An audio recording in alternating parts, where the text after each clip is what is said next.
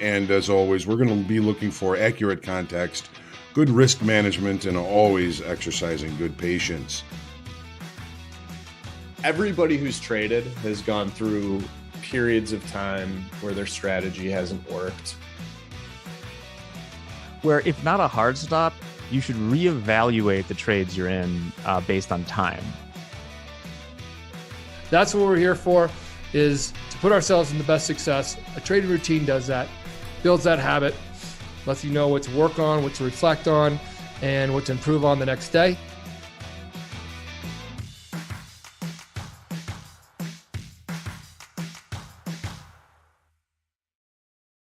Good morning and welcome to the market forecast for Tuesday, last day of May, May the 31st. I'm John Hoagland. Thanks for trusting me with your time.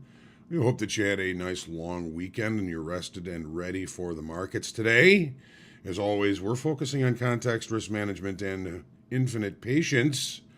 Economic numbers this morning, nothing out so far, but we do have the Case-Shiller and FHFA housing price indexes both due out at 8 a.m. during the market forecast here. At 8:45, the Chicago PMI, 9 o'clock Central, consumer confidence. We do have a busy week this week as far as economic numbers are concerned, cramming them all into 1 week. We have what we mentioned here this morning, here on Tuesday. Wednesday, we have PMI manufacturing final, ISM manufacturing index, construction spending, job openings, and labor turnover, and the beige book. Being that yesterday was a holiday, I believe that the EIA petroleum status report is due on Thursday. We open the day on Thursday with an OPEC meeting, and then we've got ADP employment report as usual on Thursdays, jobless claims, productivity and cost, factory orders, nat gas, and EIA petroleum status all on Thursday. And then probably the biggest one this week is the unemployment numbers due out at 7:30 Central Time on Friday, and that's going to pretty much wrap up our important economic information. Earnings season is, for all intents and purposes, over for now. It seemed like it was a never-ending earnings season.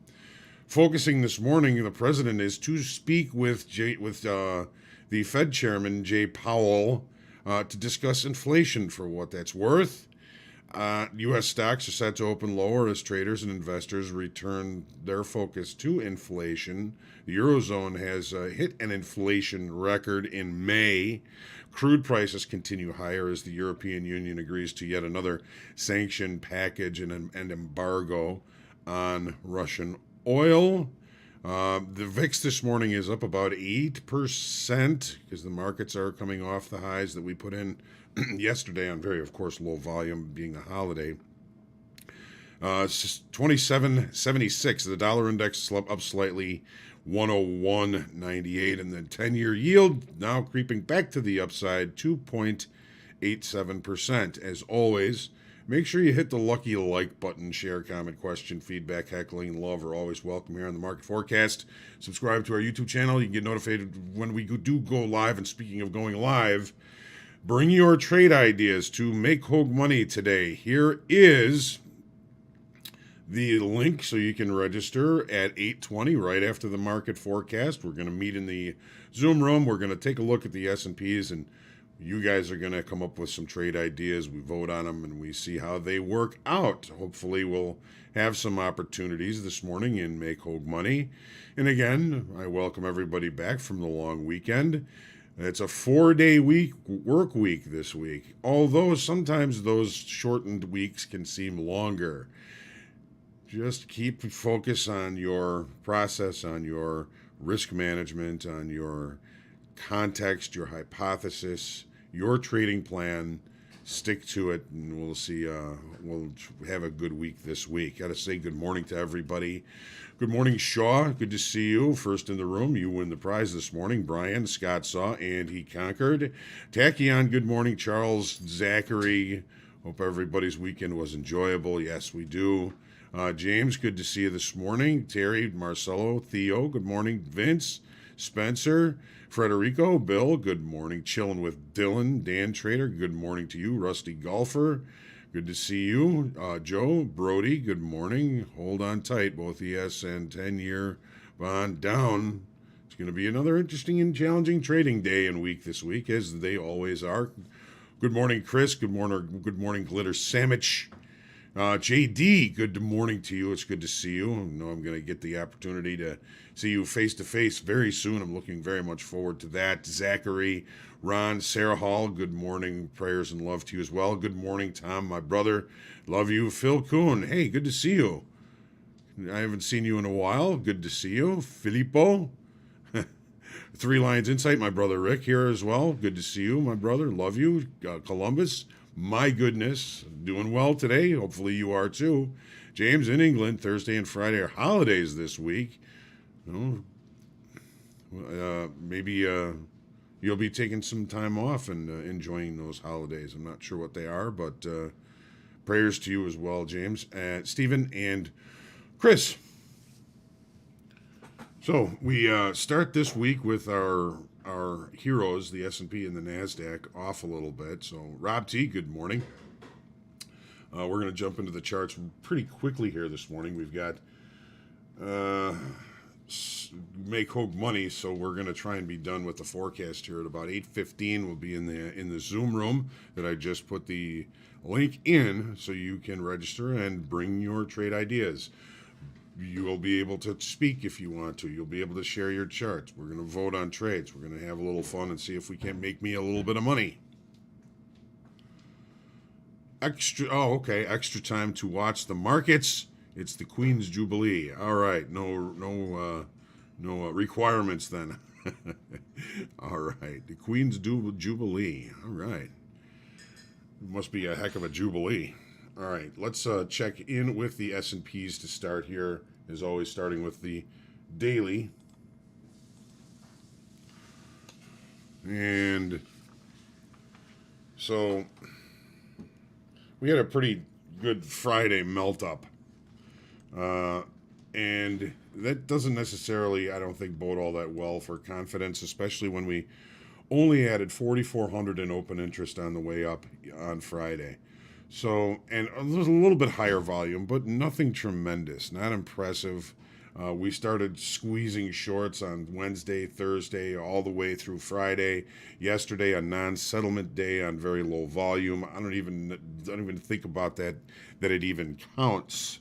So investors are kind of refocusing on inflation and employment this week. We're starting the week off to the downside. We saw on Thursday some potential longer time frame buying. We're kind of thinking that our low may be our low for a while. Of course, that's unless something happens to knock this thing around. Now we're getting a little bit of a pullback here. We saw some continuation or an attempt on it yesterday, but again, with no participants, who cares what happened yesterday? Take a look at what happened here on Friday. We put in a late spike. Okay, this late spike is probably a lot of blow off from the last of the shorts that squeezed themselves out of this market at the end of the day on Friday. Settlement today remains the settlement from the end of the day on Friday. Yesterday was a non-settlement day, so we're still basing our positioning off of the settlement price from Friday, which is 41.55.75. I'm looking at this as overnight shorts. We did start the day higher yesterday. We took all that back, and now we're lower than we started the week. So I'm looking at this as holding some shorts. The base of our late spike is 41.35 quarter, 41.35 quarter. Excuse me, approximately right here. Well, it looks like we're going to be opening below the base of the late spike, which would mark rejection of higher pricing. I'm looking forward to having an opportunity to see what happens in the Make Hope Money today, because we do have this reference point, which should be somewhat impactful. It's basically the high of value from Friday's volume profile. We open below that. That's going to kind of mark a little bit of rejection of higher pricing after this melt up that occurred on Friday. So kind of focusing that this morning is a pivotal level, that 41.35 quarter Opening below it, we might see some continuation. Opening above it may indicate acceptance of higher pricing, and this thing could turn back around. We got last week's high just above here. It does seem to be somewhat pivotal moving forward today. Take a look at crude oil. Boy, oh boy. We are above weekly kickoff high already. Friday's volume and open interest was relatively healthy. We did add 16,000 in continuation of an up move. Yesterday, we had very low volume, very low participation, but the market did continue to the upside. However, we do not have any open interest information because we don't consider yesterday a settlement day, so they don't collect that information. We're gonna have to wait till tomorrow morning to see what the open interest looked like from Monday as well as today. So these holidays kind of make things a little bit more difficult to see in the marketplace. So what are we looking at? Well, we gapped open and we held the gap from Friday's high to yesterday's a limited participation move. We put in a late spike basically at the end of the day yesterday on this 11:30 bar. And now we're opening above that. So I don't see that there's any real reason for us to be starting to think that we need to start selling rallies, because we did have some pretty decent open interest on this push to the upside on Friday. A gap which was not closed, and another gap. We're getting pretty long in short time frame here. I would be looking I would severely, I think, relish, which is an industry term, I would relish an opportunity for a pullback down towards that base of the late spike, which is in essence our weekly kickoff high, which is 116.40. Look at what it did Sunday night. Look what it did yesterday. And then finally we broke out above it and we got some momentum, no real big volume in that. But what did we expect? It was a holiday yesterday. So if we can't close this gap relatively early, and knowing what we know about what's going on in the world in crude oil, I don't see that there's anything really but space up above. Space, the final frontier. My goodness. We don't need it to go any further. Unfortunately, that's not the case, and that's not the world we're in right now. So unless there's some sort of change, I think this market is primed to continue its push to the upside. Unfortunately, it's just going to continue to exacerbate overall inflation. Let's take a look at the Nasdaq. Kind of want to watch the open in crude oil, but we'll get to that. So the Nasdaq has been presenting actually since Thursday as a stronger market than the S&Ps. We added 8,000 in open interest, almost double the amount of open interest in the Nasdaq, which is approximately 1/10 the size of the contract. The S&Ps is over 2 million in open interest. The Nasdaq is over 200,000 in open interest. So the fact that we brought in so much more open interest on Friday than the S&Ps, to me, is somewhat encouraging. The market is actually even opening more friendly to the upside than the S&Ps. Not saying that we're going to be looking for longs or shorts here. Remember, everything we talk about here is educational and contextual. Its context is subjective. So we did not necessarily close above that 12,700 weekly kickoff high. It was a non-settlement day yesterday. We did close the yesterday above it, but again, does it count because it's a non-settlement day? Last week's high, I'm going to be looking at as an important pivotal level that we are currently opening below. Here's our late spike in the Nasdaq. Now, looking at this earlier, it looked like we were going to be opening inside the late spike. We've come off a little bit. The base of that late spike in the Nasdaq is 12,618. 12,618 I'm calling as the low of the base of the late spike. 12,618. We're below it now. Back in range, back in value, overnight maybe a little bit mixed here. I mean, it doesn't look like there's any real overnight interest, overnight inventory with which to look at. If we were looking at from yesterday, we're certainly a little bit short. Try and stay patient as usual, especially if we do open below the late spike and in value from yesterday in the Nasdaq and in the S&Ps. Let's take a look at crude oil.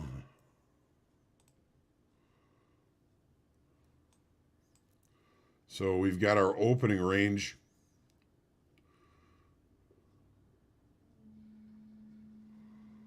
In process right now, 19. So we got a 27 tick opening range. What are we looking at again? We're looking at some pretty substantial longs with a gap. So if we leave that opening range on the upper extreme of the range, I would look for that to be a shorter time frame trade, not an all-day sucker. If we leave the opening range at the low of the session, I think there's much more room for continuation in that regard. A breakout below the opening range would be a short time frame trade where I would be looking for the market to get to a level where I would look to buy it. So we've broken out the low of the opening range. If you've taken this trade, your risk is approximately 30 ticks. If you think you're going to get 60 ticks out of it, that's good. It's possible. Here's the areas where we're looking at. There's the gap close, which definitely gives us more than 60 ticks. The overnight low and then weekly kickoff high here would be an ultimate support level if that is the case. All right. Let's take a look at the gold now. We've looked at the S&P, the crude oil, and the Nasdaq. So here's gold. Rollover range continues. We've rolled over just a couple of days ago, and volume, of course, yesterday was going to be very small. We've already usurped that volume here today in the extended trading hour session. Looks like we're in about the fifth day of area of balance that I like to call the rollover range. Open interest, we lost about 1,200 on Friday. Again, that's difficult to read because of rollover. We don't know that there's a lot of traders getting out of this market outright. A lot of it could be spreaders and just moving their products over. So the rollover, the open interest from Friday seems a little bit inert to me. There's nothing to it. So last week's high and lows, these purple lines here, are really the ultimate extremes from the area of balance that we've been in for the past few sessions. Here's what it looks like on the 30-minute chart. Last week's high, last week's low, range. We're in short time frame control. What does that mean? It means short time frame levels are likely or more likely to be respected than if the market is in long time frame control. We've got our overnight low just put in here. We've got our overnight high. Our extremes are the last week's high and low. Anything in the middle here is a bit of a random walk, as we have plenty of visuals with which to look for opportunities and limit risk. The question then becomes, all right, which visual is going to be the most important one? We're opening with a gap. We've opened with a gap from yesterday as well as Friday. It doesn't look like we've closed that gap just yet. So if we can't close the gap relatively early, Friday's low might be an interesting area for an execution and a move down to the weekly low from last week down here at just over 1842. I'm starting slow today. I am not going to be in any huge hurry to be getting into anything unless we get something good here in Make Hogue Money in just about 15 minutes. We'll be starting that. Here's the 10-year. We gotta go through the euro first. Hang on. So higher prices have cut off volume as price has been pushing higher. You can just see it here. We are coming in now into rollover in the currencies. It's about a week away. We're about 2 weeks away It's a little more than 2 weeks away from the rollover in the equities as well as the FOMC meeting. So we got a whole lot of things going on. Where are we now? We're basically sort of in range. Let's see here. We may be kind of starting in the rollover range. What's the rollover range? Well, you get a product. There's the longer time frame traders. When it comes to rollover, they may not want to just get out of those positions. They want to just move them into forward months. So their focus becomes getting a cheap rollover, being able to roll those positions over in an inexpensive way, or even in a way that they're going to be able to benefit from the money, from making money, is just kind of takes them away from directional activity. Not that they won't get pushed into a directional activity. They're just going to be focusing more on getting a cheap rollover. So I'm not finding anything that impressive. Here's Friday's range. We lost 8,200 in open interest. Okay, that doesn't bode very well for a continuation or a healthy auction process in either direction. What about the 30-minute chart? Okay, we had our box here last week. We're still inside the box. We looked above it yesterday, but on very low volume. I don't even think yesterday even counted. We're holding some short overnight inventory. We've opened it without a gap. We were leaving value from yesterday, which leads me to believe that these lows here might be a decent opportunity, because if we're going to be range bound, I'm looking at this as the extreme of the current short time frame range. We've got a naked point of control that we have just checked to. These levels. Oh, here's another one. We checked both of these in regular trading hours. These are visuals that the market tends to check. Areas that were comfortable levels in the past. So, what are we looking for? Well, we're looking for short time frame levels likely to be respected. Here's one. Here's another one. Which is going to be the most important is really the important question. And, of course, nobody knows. Here's the 10-year. Okay, rollover on Friday, we just crushed open interest, 73,000 loss in open interest. Okay, a lot of positions relating to the rollover were exhausted. They get out of them. So now I think we're a little bit more likely to see some directional activity. Friday, well, yesterday, wow, what a big range, right? On very low volume in the treasuries. Now we're getting a look at weekly kickoff low, which is, of course, another area where we're looking for longer, stronger traders to need to or want to adjust inventory. So, are we getting close to a market state where we may break short time frame buyers, where we've seen a little bit of an uptick in rates, and we know we're going to see more of those? Here's yesterday. All happened in Sunday night. No range yesterday.